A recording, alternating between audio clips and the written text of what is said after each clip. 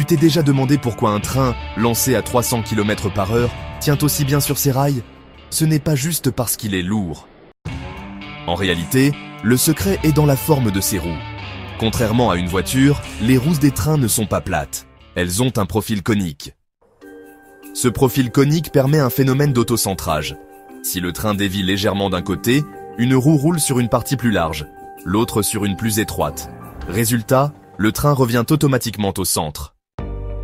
Pas besoin de volant, pas de calcul en temps réel, juste de la géométrie bien pensée. Mais ce n'est pas tout. Les bogies, ces ensembles qui portent les roues, peuvent pivoter pour mieux suivre les courbes. Les rails eux-mêmes sont inclinés vers l'intérieur. Cette légère pente accentue encore la stabilité du train. Et il existe une sécurité supplémentaire, le bourrelet de roue. C'est une collerette intérieure qui empêche la roue de sortir du rail en cas d'anomalie. Alors, pourquoi y a-t-il encore des déraillements parfois? En réalité, ils sont très rares, et lorsqu'ils se produisent, c'est souvent à cause de facteurs exceptionnels. Obstacles sur la voie, sabotage ou vitesse excessive dans des virages non adaptés.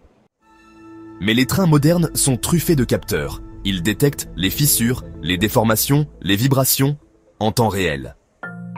Certains trains analysent même l'état des rails en roulant. Les données sont transmises à des équipes de maintenance spécialisées.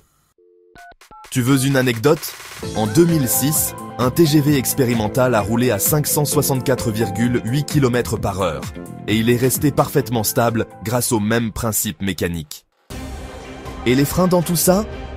Un train utilise des freins électropneumatiques, voire magnétiques sur certains modèles, mais il lui faut des centaines de mètres, voire des kilomètres pour s'arrêter.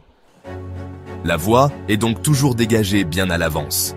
Et des systèmes automatiques empêchent même un train de partir si la voie n'est pas sûre. Les rails sont inspectés jour et nuit par des trains spéciaux appelés draisines, équipés de lasers, de caméras et de bras robotisés. Et non, un train qui passe à 300 km/h ne t'aspire pas. Mais le souffle est si fort qu'il peut te projeter. Alors, garde toujours tes distances en gare. Conclusion. Les trains ne tiennent pas sur les rails par hasard. C'est le fruit d'un équilibre entre la forme des roues, l'inclinaison des rails, les capteurs, l'entretien et la physique. C'est une démonstration parfaite d'ingénierie invisible, mais incroyablement efficace. Et toi, tu le savais? Abonne-toi pour découvrir les secrets qui se cachent derrière ce qui nous semble évident.